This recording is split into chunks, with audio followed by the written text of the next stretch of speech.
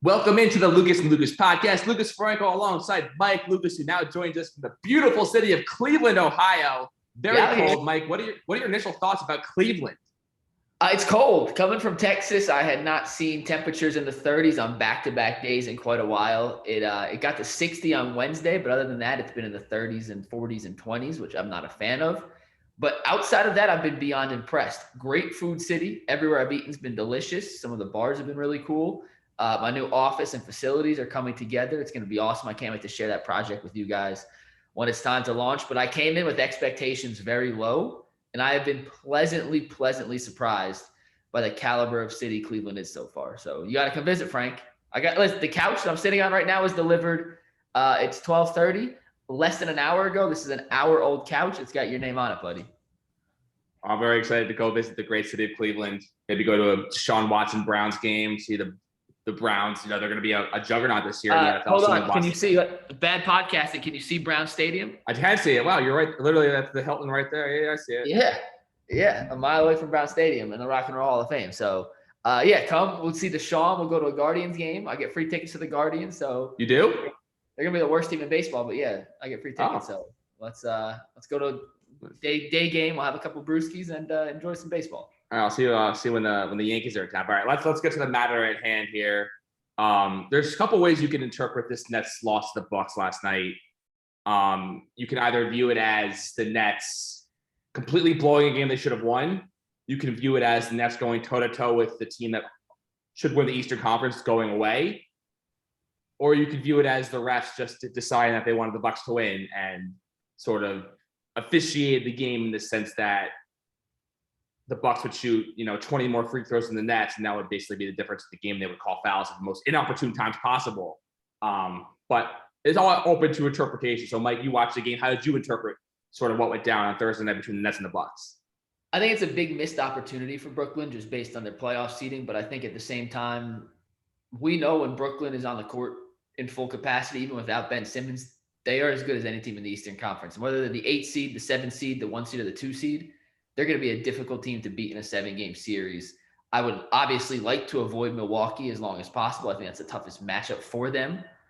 But it doesn't bother me in the sense that if we're in the playing game, Kevin Durant and Kyrie Irving are going to pull Brooklyn out of that situation. I have no doubt in my mind that those two could come up. The officiating down the stretch, questionable. I don't know how else to say it. I hate blaming the referees. Giannis shot 19 free throws. I think Brooklyn shoot 18 as a team. 16. 16. So when one player gets more than the whole team, it's a little lopsided, but also Giannis is aggressive. So it's hard to – he might be the toughest player to officiate in the league because he does get hacked on every play. But he's also – it's like Shaq. It comes with the territory. You have to call some fouls. I thought they were too whistle happy. The last play in overtime, I can't believe they actually called that a foul. Giannis initiated the contact. But I see you shake your head. I'll give you the floor in 1 second. I think the Nets going toe-to-toe with Milwaukee, with the refs favoring one side, the calls seem to be a favor one side. So I'm not worried. It sucks they lost the game they should have won. Kyrie came up short down the stretch. He's one of the best clutch players in basketball. Kevin Durant missed a couple open looks when he could have put the game out of reach. The Nets should have won that game. They lost, but I'm not worried because when this team is whole, which they are coming together as a whole right now, they're as good as anyone in the East and the NBA, and I'm not too worried. All right, let's take this step by step here. First of all, in the last 3 or so minutes of the game, Kyrie Irving basically decided that whether him and Durant decided, hey, Kevin, you're taking all the shots, or Kyrie just decided, I don't want to take any shots. There was something happened with Kyrie where I think they just deferred to Durant. They're like, all right, it's crunch time. We have number 7. He's taking the shots. I'm deferring to him. Kevin, you got this. I think that's sort of what happened. So, people can look at the game and be like, man, Kyrie didn't do anything in the last, 4 minutes of regulation and the whole overtime. But it really felt like the Nets were just rightly or wrongly so. And I almost wish that Kyrie took a little more assertion there and was like, listen, I can make shots too. Because listen, as much as it's an unfortunate reality, Mike, here's the reality of the situation. Kevin Durant hasn't hit a single buzzer-beating game-winning shot with the Nets. It hasn't happened since he's been with the team. It hasn't happened one time. Thursday night's game, was a mirror image of the Game 7 loss last year. Durant had a chance. They ran the same exact play. They ran the exact same play. Yeah, there's a video on Instagram. Literally, it's the exact same play. There's this. So he missed a shot at the end of regulation. Well, I guess Durant he definitely hit the shot at the end of regulation, ended up being a 2-pointer in the playoff game. Missed it last night, and then in overtime had a wide open look at a 3 and rimmed out. But I listen, and Durant, listen, he should, by all accounts, be taking all those shots. But when you have, they're swarming him. They're throwing 3 guys at him. Like that's why you have Seth Curry. That's why you have Kyrie Irving, because they can knock down shots too. So I think last night the Nets, obviously they're still building continuity, and that may be something that over time gets a little more corrected. But it just seems like you don't have to be so Durant reliant all the time down the stretch. Like, let Seth shoot the ball. Let Kyrie shoot the ball. Can I chime in for this? Can I chime in with one point on that, Frank? You're right. And there's 5 players on the court for a reason, and the Nets have this cast of guys who can score because they don't want teams to be able to double team Durant and leave one of those guys open in the corner. However, when you're in a position like Durant is, in that superstar, elite, amazing category of player, remember LeBron used to get crucified for making that extra pass? And you know what? LeBron won his championship in Cleveland because he passed the ball to Kyrie Irving. And he let Kyrie take the shot. That's my point. People always want the best player to take that big shot. People remember winners more than they do who won. LeBron James won that championship, was MVP, despite the fact that Kyrie Irving hit this shot in Game 7 that won it for Cleveland. Shout out Cleveland. Shout out the land. If Durant makes the pass and Kyrie, Goran Dragic, who was on the court, Seth Curry. I don't want Dragic shooting. I do not want Dragic. But I'm just saying, and he was on the court at the end. He was on the court that last possession. If he passes and one of those guys misses the shot, people say, hey, Durant shouldn't have passed it. They make it, it's a great play. It is a thin, razor-sharp line that those elite top-tier players have to walk when they're making those last-minute decisions. And I just prefer, personally, as good as Durant is, I'll take an open shot from one of the other 4 guys than Durant shooting over 3, even though Durant's capable of making every shot he takes on a basketball court. Is that fair? Yeah, I was hoping. I was sort of hoping, because I just seen so much of Durant missing those last-second shots at the end of regulation and overtime to win the game, that I was hoping, all right, obviously they're going to double, triple team Durant. Let's give Kyrie an opportunity here. Let's maybe throw it off the top of the key and then, dump it down to Claxton, who's probably going to be wide open for a dunk because they're just going to boycott playing defense in those guys because they're so fixated on, throwing 3 guys at Durant, another guy at Kyrie, and, Seth Curry. I mean, whatever. It's just frustrating that we lost the game and Durant had 2 opportunities to win the game. And listen, here's the other thing. I hate how he always settles for a deep 3 in those situations. Kevin Durant is the best mid-range 2-point jump shooter in the history of the NBA. It doesn't always have to be a step back 3 with 3 guys in your face. Take a dribble, pull up for a jumper. He could have easily done that. These guys in the NBA, more specifically, and listen, I love Durant. I would run through a brick wall for Kevin Durant. I would take a bullet for Kevin Durant. I love Kevin Durant. I would too. For the record, this podcast would take a bullet for Kevin Durant. Let the record state that the Lucas and Lucas podcast would step in front of a bullet to save Kevin Durant. He's my second favorite athlete of all time. But who's Jeter first? Derek Jeter for now. But he just, if Durant wins a championship, it's going to change. But he's just got I don't know what it is. I don't know if he's putting too much pressure on himself. I don't know if he feels like I need my hero moment. But whenever he needs a big shot in a huge moment, he's always taking a fadeaway 3. Granted, he'll probably hit it, 35, 40% of the time. But if he took a fadeaway 2 or, a pull-up jumper in those situations, it probably goes in 70 to 80% of the time. So he's got to realize what the percentages are on his jump shots and stop forcing these ridiculous, high difficulty shots in the most critical moments. So two things on that. I think first off, in yesterday's scenario, I think Durant went into that huddle and said, run the same play we ran last year. I want to redeem myself. And he missed it. But in his mind, you can't be thinking like that. You got I agree. I'm just saying, they ran the exact same play. I think that was Durant saying, "Hey, let me redeem myself." What I would like to see Steve Nash do, to your point, Frank, how about we put Durant at the high post and give him the ball, let him start in the mid range and work from there. Exactly. They keep throwing the ball into him 45 feet away from the basket. Let's just run him off a screen so he's catching it in the high post and working there. He's unguardable. And also, you talk about dumping it down to Claxton. It's a lot harder pass to make from the 3-point line underneath the basket, just because the distance and how big NBA players are, how quick they are. It may look open from the hey, I'm turning around. Oh, and look, there's Claxton, but that's a tough pass to make. From the high post, it's a 12-foot pass. You can make a 12-foot pass when you're Durant size over two guys before the help defense can get there. I like to see Nash be a little more creative in what positions on the court he puts Durant in to catch the ball when there's 3 or 4 seconds left in the game or on the shot clock to limit what he can do and put him in the position where he is the most lethal scorer in NBA history. No one's ever been better from the high post than Durant in that mid-range area. He's 7 feet, jumper's so pure. Put him in that position and make the other team adapt to him instead of having him catch and have to adapt to what the defense does. Another thing Steve Nash has to do is the reliance and the insistence on playing James Johnson has to stop. That dude is not playable. Every time I look at the box scores for the Nets game, look at James Johnson plus minus. Every single game, out of all the players on the team, he easily has the worst plus minus of the team. It happened last night. I believe he was like a minus 12. Every game, he stinks. He's terrible. I know he's usually probably spelling Durant for like a 4 or 5 minute stretch, which I guess maybe unfair. But James Johnson is terrible. It affects the plus minus when Durant's not on the court. But there was a moment last night. I would believe there were like about 2 minutes to go in the game, and like he had hurt his like foot or something, and I don't know. He was fine. He ended up staying in the game. I thought maybe he was committing the foul because he needed to come out of the game, but he didn't realize the Nets were over the limit. He committed a foul. Bucks hit 2 free throws. Those ended up being 2 huge points in the game. He completely forgot the situation in the game. No one probably realized this because they weren't watching the game as intently as I was, screaming at the TV and whatnot. But he completely forgot the situation of the game and just committed a stupid foul, an intentional foul basically on, I believe, I don't know, probably Holiday or somebody, and they hit 2 free throws. And obviously, when you're in a game like that, those end up being critical. But obviously, the efficient. Let's get back to the efficient here real quick. So 30 seconds to go, Nets were up by 3. Bruce Brown instead of screen for Kevin Durant. He put his hands on Giannis. I didn't see like a push or a shove, but either way, I thought in the moment I was like, oh, like Durant fell to the floor, like clearly Giannis fouled him. I was like, there was no doubt in my mind. I was absolutely floored when they said offensive. I was like shocked. You think in a moment, oh, there's 2 free throws for Durant, he'll hit them both, ball game, and then they call an offensive foul. I was shocked. And then obviously Giannis hits the 3, and then any excitement I had about the Nets winning that game went out the window. I actually tweeted probably right after that basket that it was the worst Nets loss of the season.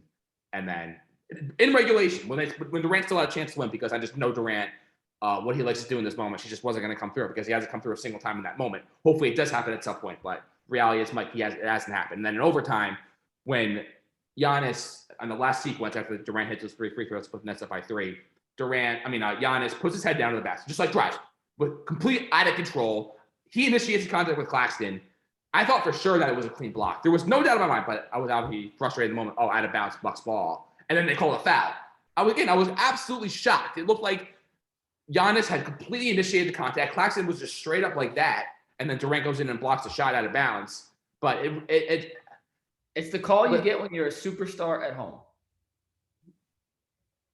No, the Bucks were on the road. Sorry. It's the call you get when you're a superstar at home. I'm getting mixed up. When you're the reigning MVP and you're Giannis. It's the call you get. And I thought, one of those 2 calls goes the other way, and that's win the game. Yeah. But obviously a lot of other things would have happened. I almost wish they would have just let Giannis just drive to the basket and dunk it instead of Drummond baiting him into shooting a 3. I feel like when you're up by 3 and with the shot clock not being a factor, I just feel like you just got to foul every time. Going back to the end of regulation sequence, so don't let him just take it easy too. And I trust Durant and Kyrie to not miss a free throw in those moments and just basically play the math game and dare them to basically just make it literally impossible for them to win. So granted, there were 18 seconds left. Giannis is probably like a 35% 3-point shooter. So just a very frustrating loss, and one that's going to take. It really stings. There are certain games during the regular season, like when the Nets lose in the playoffs, because the reality is, Mike, they're not winning the championships this year. When the Nets lose in the playoffs, that loss to the Bucks last night will sting more than when they lose in the playoffs. It's like when the Yankees lost to the Astros last year after blowing a 7-2 ninth inning lead. That loss still hurts more than losing to the Red Sox in the 1-game playoff. I was so angry. I was literally about to text you like, I'm not doing a podcast tomorrow. I'm so angry. I literally had to text. I was literally about to hit send, and then I just slept on it, and now we're here. Yeah. All right. So the Nets, they have 5 games left. First of all, Ben Simmons is not playing. He's not. We have 10 days left in the regular season. He's not even practicing. I wish Nash would just say what the hell is going on, just roll him out. Stop messing with my head. And then Mark Stein tweeted today that he signed a new deal with Nike, and I spoke to Frank Isola about this, see him in my building, and he's like, it's clear that Ben Simmons just doesn't want to play basketball. What in your mind is going on with Ben Simmons? I don't know. I have no idea what the validity of the back issues are. I have no inside information on that. I had heard that when he was coming to Brooklyn, he was relatively healthy. I guess my sources in the Sixers may not have actually known the extent of an injury because he wasn't practicing with them either. He was just walking. Wait, so this back thing was well known in the Sixers organization? No, I'm saying I don't think that the Sixers, like I was not aware that he had a back issue when he came to Brooklyn. And I'm saying maybe he had it in Philly, but because he never practiced, they didn't know either. And my guy's not the medical team, so he just saw him in film. It sounds like Ben Simmons can sit down, watch film, and get up and leave without pain. So I didn't know it was an issue. It may be real, it may be not.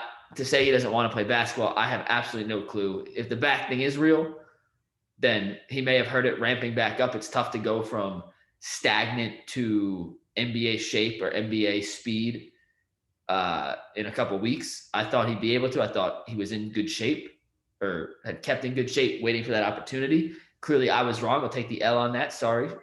L on me. But I don't know. I'm choosing to believe the back is real and he tweaked it getting ready. It's like Frank. I mean, he had an epidural, so clearly it's real, but yeah. So I just don't know. How motivated is he to get back on the court? Is he saying, hey, there's only 10 games left at this point. It's best in my interest to just wait till next year, come back fully healthy next year and, fit into this team how I'll fit in with 5 games left before the postseason. Am I going to actually screw things up more? How much can I play more than 10 minutes? Can I only play 7? Like, I think at this point, it's probably a combination of Brooklyn saying, hey, Ben, get healthy for next year. It's too late. You had your chance and things didn't work out.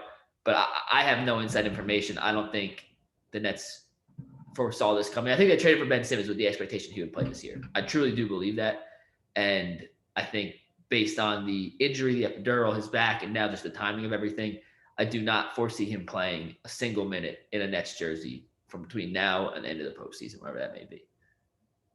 So even if they make like the Eastern Conference Finals, and you don't even think he'll be ready to go by then, I mean that's like literally a month and a half away. I mean, if he's ready to go, awesome. But do you bring a guy who hasn't played in a full year in an Eastern Conference Finals? I don't. Just not to like play 40 minutes a game, but to like play 15 minutes a game and just guard whoever the best player as another team for that stretch and just run around like an absolute lunatic. Maybe. I mean, maybe bring him in for a couple defensive possessions when 10 seconds left in a shot clock, end of the quarter, like maybe, but I'd lean more towards no than yes if Ben Simmons playing a single minute of basketball this year. All right, so it's just a very I'll say again, I don't believe the Nets traded for him thinking he wouldn't play. I think they were under the impression Simmons would be ready to play this year. So the Nets got 5 games left at the Hawks on Saturday. There's a 3-way tie right now for 8th. The Nets, I just want them to finish in the 8th spot. That's all I only really wish at this point. And then they'll win the playing game against the Cavs or win the 7-8 game against the Cavs, get the 7th seed, and then I'll take my chances with whoever I play as the 7th seed, as long as it's not the Bucks. Because the Bucks, listen, Giannis is, I know like prime LeBron was great, but this version of Giannis, last year's playoffs into this season, is the single most unstoppable, most dominant player I think I've ever really seen in my time watching basketball. He had 44 points last night, shot more free throws than the entire Nets team. When he drives to the basket, I mean, you might as well just give him a free pass to the basket at this point and just don't even play defense because he's either gonna get fouled or he's gonna get the and one. It's literally when he decided last night that he was gonna drive to the basket after the Bucks didn't call the timeout, he just streaked down the entire court and something positive was gonna happen either way. It is so amazing to see the level of talent that this guy possesses and how just completely unstoppable. There's nothing literally anyone can do about it. You could throw as many guys as you want at him. He will just overpower them. He can shoot the 3 now. He doesn't miss free throws. He has the most complete game, I think, in the NBA of any player. He went from like plus 1,700 or plus 1,200 to plus 500 with the MVP overnight. I think he should win. I think if you were to bet right now, I would bet on Giannis to win MVP. And I think he might win at least 4 more championships this decade. I think this is about to be the decade of Giannis. He is so special, and there is nothing anyone in the NBA, because you can't just put like a Drummond on him because Drummond's not athletic enough to stay with him. You can't put a guy like Durant on him or Nick Claxton because he'll just overpower them. He's way more nimble and way quicker than Embiid. There's no player in the NBA that could guard him. Absolutely none. It is amazing. Can I agree and disagree with you at the same time? No, I agree. This is the decade of Giannis. I think saying he's going to win 4 championships is asinine. I would take the under. And I would take the under. I just think it's so hard to win a championship. And you have to have so many things go right, and the grind of making it back-to-back years just takes a toll on you. So I would take the under, but I do think Giannis is unbelievable. And the difference between Giannis, and we're going to talk about Harden here in a sec, and Embiid, actually. The difference between those two and Giannis, and this is my thoughts. This is not coming from anywhere else. Giannis is a lion. Giannis will kill you. He has the absolute killer instinct. When the game is on the line, Giannis says, I'm going to do what I want to do, and it is up to you to stop me from doing that. You are not going to dictate what I do. I'm putting my head down, I'm getting to the basket, and I'm getting a shot up, and I'm probably, if I don't make it, I'm probably going to draw a foul, but I'm going to put the onus on the referees to either blow the whistle or not make the call. He makes his teammates better. He brings up their level of intensity. He cares. There's not a possession Giannis takes off. And you watch that 76ers Milwaukee game the other day, and we'll talk about Harden in a sec. Harden and Embiid don't have that killer attitude. Embiid has it from time to time. Harden does not have that killer attitude. He does not. At the end of that game, Embiid gets the rebound, has a chance to put it up, and Giannis comes from across the block to block it off the backboard. It was amazing. Unbelievable play. That's not a lack of effort on Embiid. Embiid charged from the three-point line to get the offensive rebound. That's just a tiny bit more determination and will from Giannis. Giannis isn't more talented than Embiid. He's not more skilled than Harden. He's close. I mean, he's talented and skilled, but he has that little thing, that extra ounce of heart, determination, the intangibles that you cannot coach, you cannot teach, you are born with or born without, and he was born with all of them in abundance, that separates him from the other elites in the league. He's the best player in the NBA right now, hands down, bar none. If you were starting a team tomorrow, who are you picking first? It is Giannis. He's not the perfect player yet, but he's damn near close. What's not perfect about him? He's still not a great three-point shooter. I mean, you still have a couple of woes when it comes to his free throw shooting. You know, that free throw shooting's been pretty freaking good. I'm not saying he's bad. I'm just saying like he can still get better. Based on he's not. It's going to come to a point where he's going to be like a 50% 3-point shooter. He's going to shoot 100% of his free throws, and he's never going to miss from 2-point range. So maybe he's not 100% there to being. The craziest part about it, as you said, that he's still got a lot of room to improve, and he's still dominating the NBA in every conceivable fashion. He's got room to improve. He should be a 3-time MVP after this year. He should be the MVP. I agree. So the Nets got 5 games left at the Hawks on Saturday.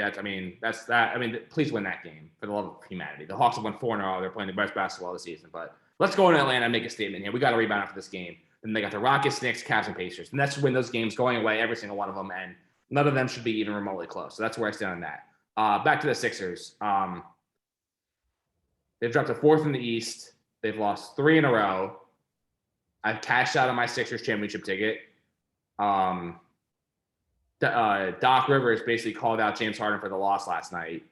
I don't think Harden couldn't care. You call out Embiid, he'll go out the next day and score 70. Call out James Harden, he'll just party harder. What's your sort of read on what's going on with the Sixers right now? Are they losing on purpose so that way there's no conceivable way they'll have to face the Nets in the first round? Or what is your read on sort of the latest with Philly? I don't feel like they're losing on purpose. I know they don't want to play Brooklyn, but I don't think they're losing on purpose. I don't think any team wants to go into the playoffs limping, especially the way they're limping. I think it comes down to what kind of effort are you going to get from James Harden? And it's the same question we said in Brooklyn. It's the same question. It's the worst thing ever. The day in, day out, what are we getting from James Harden conversation? It sucks. It drove me absolutely crazy this year. Last year, you knew everything. You had so much hair last year. That's what you tell. You had so much hair last year, and then James Harden came to Brooklyn, and now you still got a nice head of hair, but it's going away a little bit. And that's direct. You should sue James Harden.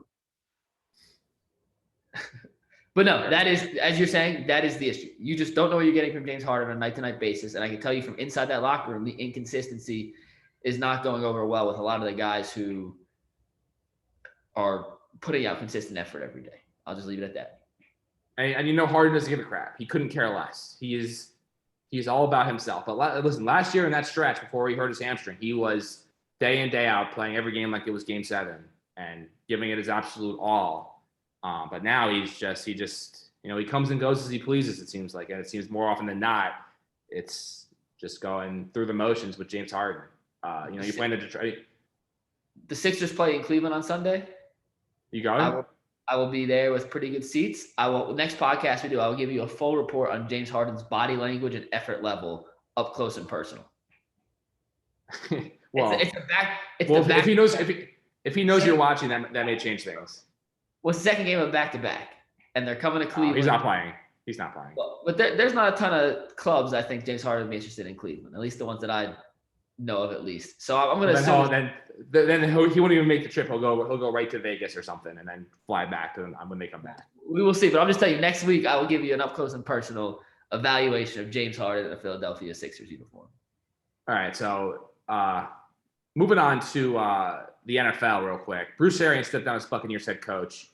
I'll take the floor first here. I think this is a case of Tom. So here's how this happened. Tom Brady was like, all right, Bruce Arians come back. All right, I don't want to play for him anymore. I'm out. I'm done. I'm retiring. And then they're like, all right, fine, Tom. Bruce will step down as coach. Will you come back? All right, I'm back. I think that's how it happened. And there's really not much that anyone could say to convince me otherwise. Brady, the reports were that, him and Arians didn't really see eye to eye, especially this past season. And Brady just decided, I'd rather retire than, go through another year with Bruce Arians as my head coach. So if he's out, I'm back. Plain and simple. That's how I see it. And there's there's not much you can say to convince me otherwise. Nope, I agree. I mean, I don't think it was as simple as Brady just saying, Arians is gone. Okay, now I'll come back. I think part of the contingency of Brady agreeing to return to Tampa Bay was it wouldn't be Bruce Arians. And I think he waited a couple of weeks to try and squash that rumor, which it didn't work. And also avoid the need for the Buccaneers to have a coaching search, allowing Todd Bowles to step into that position in his absence. So it is 100% Brady related. I refuse to believe otherwise. And what Brady wants, what Brady gets. He has 7 Super Bowls. It's not hard to imagine. Like players get coaches fired all the time, less in football, more in basketball. But yeah, it is 100% a Tom Brady directly related issue. So Final Four picks up on Saturday. First ever Duke UNC tournament meeting. Duke is favored by 4. So UNC beat Duke in Coach K's final home game. Listen, UNC has really, after sort of an underwhelming regular season, they've really, really turned it on here, starting with that last Duke game. Baycott's an absolute animal. Caleb Love is playing incredible basketball. Brady Manick is playing incredible. Like they're just peaking at the right time.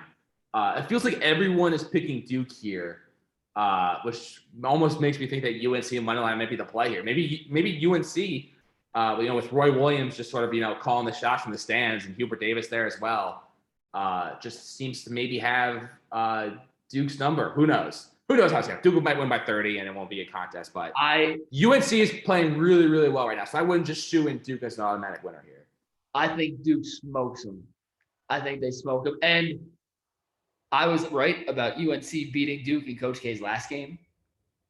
That was like, there's too much pressure. There's too much hype. I think at this point, that loss was the best thing for this Duke team. And I think as good as UNC is playing, because they are playing phenomenally, I think just like St. Peter's, you knew it had to end at some point. I think Duke is peaking. I think North Carolina has peaked, and we're going to see it go that way. I would take Duke in the points here, and I feel pretty confident on it. I'd put money on it, except I lost a massive bet last night on Texas A&M in the NIT finals, so I'm going to retire from betting for the rest of the weekend. It's the biggest bet I ever placed, and yeah. It's usually you win all the little ones, but as soon as you go all in on something, it backfires. It seems to be how it works. I felt so confident, Frank. Literally a devastating loss. I mean, listen, I love this Duke team. I love Banchero. I think he's going to be, I would take him probably second, maybe behind Jaden Ivey. Mark Williams, I think, is DeAndre Ayton 2.0, just his interior presence, his They have maneuverability. 5 first-round picks. Yeah. And Jeremy Roach is really coming alive. Like they're peaking at the right time too. But UNC's tough, and them blowing that 25-point lead to Baylor and then still holding on in overtime showed a lot about that team's mental resolve. I don't think they're fazed by anything. It just feels like everyone thinks it's going to be like fairy tale finish here for Coach K, but I don't know. I wouldn't rush to that conclusion, even though it seems like Duke is the most talented team. It just feels like, I don't know. Everyone's just sort of like penciling that in. Is that this Coach K going to win and he's going to go out a champion? I don't know. I just something's telling me that may not be the case. But I've been wrong about everything in this tournament, so he'll probably win. Yeah. Oh yeah. Anyway. Kansas and Nova. So obviously without Justin Moore, everyone's just going to take Kansas. But Jay Wright's an incredible coach. He might be like. I'm with you. I'm taking Nova. I mean, I don't know. I love Gillespie.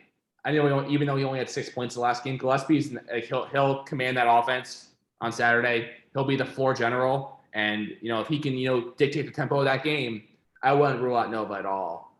I have thought Kansas all year is severely overrated, and everyone's now blowing up their second half performance against Miami, a Miami team that wasn't very good from the get-go, who beat a terrible Auburn team, who then beat a bad Iowa State team, and like. What they did to Auburn in Miami second half, yeah, impressive. But I thought they've just been overrated all season. And even without Justin Moore, it's a huge loss for Nova. I just think they're a better team. I just think top to bottom, they're a better team. Nova money line, Duke by 4.5. Parlay it. Thank me later. So who's your national champion, Duke? And you listen to part of my take, right? Have you heard all the big cat stuff? I am all in favor of a big cat meltdown on Tuesday. So I'm secretly rooting for that just because Big Cat cracks me up. But I do think Duke's the best team remaining. And I do believe in not destiny, but Duke's going to get every call. Coach K's going to get every call. And when teams are even, when the refs are on one side, like we saw with Brooklyn and Milwaukee last night, that could be the difference in a win and a loss. Yeah, I need Duke in the championship game because I'm producing our pregame show on Monday, and it would just be a lot juicier if we had Coach K and Duke, potential last game for Coach. It would just really juice up the storyline. So I hope that happens. New York Giants win total just came out. 7 wins. Under 7 wins for the New York Football Giants right now. Go. Under. Jets are 5.5. They have the second lowest win total behind the Texans. So the Jets are probably going to end up with a second overall pick once again. That will do it for the Lucas and Lucas podcast. See you all next week when the Nets fall to the 9th seed in the Eastern Conference.